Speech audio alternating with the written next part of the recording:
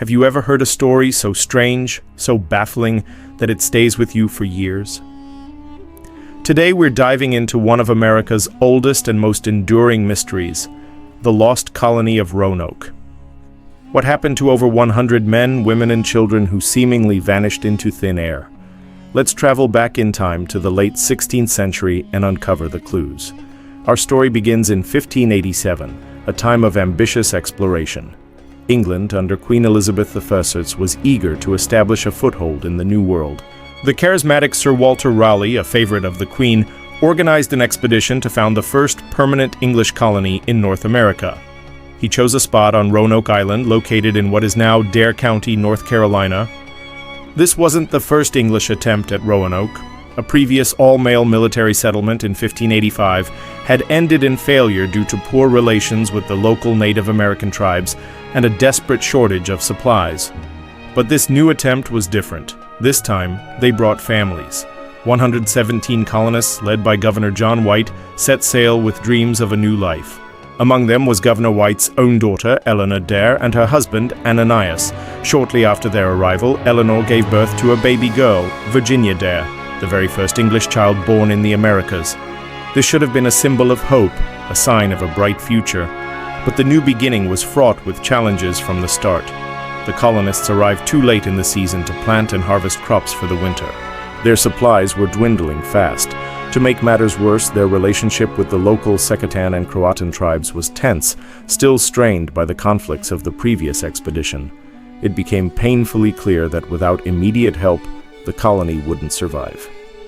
Faced with this grim reality, the colonists made a difficult decision. They persuaded Governor John White to return to England to gather more supplies and reinforcements. It was a heart-wrenching choice for White.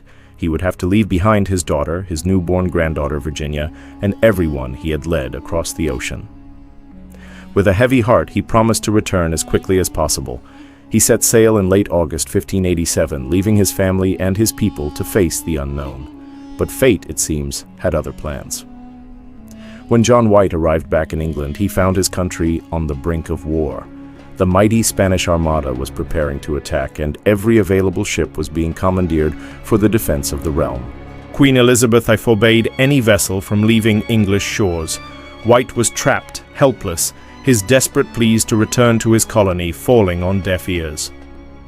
The war dragged on, and what he thought would be a few months' journey turned into an agonizing 3-year ordeal. 3 long years of worrying about his family and the fate of Roanoke. Finally, in August of 1590, exactly 3 years after he had left, John White was able to secure passage back to the New World. As his ship approached Roanoke Island, his heart must have been pounding in his chest. He imagined a joyful reunion, seeing his granddaughter as a toddler and the thriving settlement he had envisioned. As they neared the shore, they fired cannons and played English tunes on trumpets, hoping to signal their arrival. But the only response was silence. A chilling, deafening silence. When White and his men finally went ashore, they found a ghost town. The settlement was completely deserted. All the houses and fortifications had been carefully dismantled, not violently destroyed. There were no signs of a struggle, no bodies, no skeletons. It was as if the 117 colonists had simply packed up and vanished. The only tangible clue they left behind was carved into a wooden post of the fort's palisade. A single, cryptic word, Croatoan. White also found the letters CRO carved into a nearby tree. This wasn't just a random word. Before he left, White had instructed the colonists that if they had to move, they should carve their destination into a tree or post. He also told them that if they were in danger or forced to leave, they should carve a Maltese cross above the name. There was no cross. This suggested that they had left willingly. Croatoan was the name of a nearby island, now known as Hatteras Island, and also the name of the friendly Native American tribe that inhabited it. It seemed like a clear message. We've gone to Croatoan Island. Relieved to have a solid lead, White was determined to sail south to Croatoan to find his family. But once again, disaster struck. A powerful hurricane, a mighty storm, swept in, damaging their ships and making the short journey to the island impossible. With his supplies running low and his crew near mutiny, A heartbroken John White was forced to abandon the search and sail back to England. He would never return to America. He died years later, never knowing what became of his daughter, his granddaughter, and the lost colony of Roanoke. And so, the mystery was born. What happened to the colonists? For centuries, historians, archaeologists, and amateur sleuths have debated the possibilities. Let's explore the most prominent theories. The most straightforward theory is that the colonists did exactly what the carving suggested. They relocated to Croatoan Island to live with the friendly Croatan people. This makes a lot of sense. They were short on food and facing a harsh winter. Seeking help from and assimilating with a local tribe that had shown them kindness would be a logical survival strategy. There is even some potential evidence to support this. Later explorers in the 17th and 18th centuries reported encountering Native Americans in the area with gray eyes and the ability to speak some English, traits that could suggest European ancestry. Some even claimed to be descended from the Roanoke settlers. However, if they simply moved, why was there no definitive trace of them ever found on Hatteras Island? Extensive archaeological digs have yet to uncover a 16th century English settlement site there. While some European artifacts from the correct period have been found, it's not the smoking gun we'd need to close the case. Another popular theory is that the colony was attacked and wiped out. This could have been by a local tribe hostile to the English presence, or perhaps even by the Spanish, who saw the English colony as a threat to their own claims in the New World. The lack of bodies or signs of a struggle at the main settlement site complicates this theory.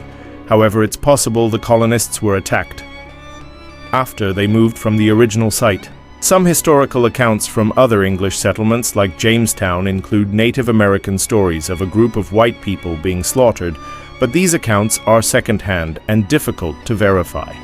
Then there are theories that branch off from the main assimilation idea. Perhaps the colony didn't move as one large group. Maybe they split up. Some might have gone to Croatoan while another group attempted to move inland, following the Chowan River, as was part of their original plan. In recent years, archaeological finds have given this theory new life. At a site dozens of miles inland, dubbed Site X, archaeologists have unearthed English pottery from the 1580s, mixed in with Native American artifacts. This could suggest a small group of colonists moved inland and lived among a local tribe there, slowly integrating over time. Of course, with any great mystery, there are more far-fetched theories.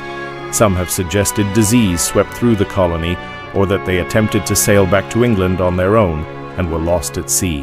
And because it's a story about vanishing, you'll even hear fantastical tales of alien abduction, though there's absolutely no evidence for that. What we are left with is a puzzle with missing pieces. The clues, the dismantled fort, the lack of a distress signal, and the Croatoan carving strongly point towards a planned relocation and an attempt to survive by integrating with their Native American neighbors. It seems the most likely scenario is not one of a dramatic, violent end, but a slow, quiet story of assimilation where a group of English families faded into the landscape and the people of a new world. Their English identity over generations may have simply dissolved, leaving only whispers in local legends and faint genetic traces. The mystery of the lost colony of Roanoke reminds us of the incredible risks and brutal realities faced by the first European settlers. It's a story of hope, desperation, and ultimately, an enduring American enigma. We may never know for certain what happened to those 117 souls, but their story continues to captivate us, a ghostly echo from the very dawn of American history.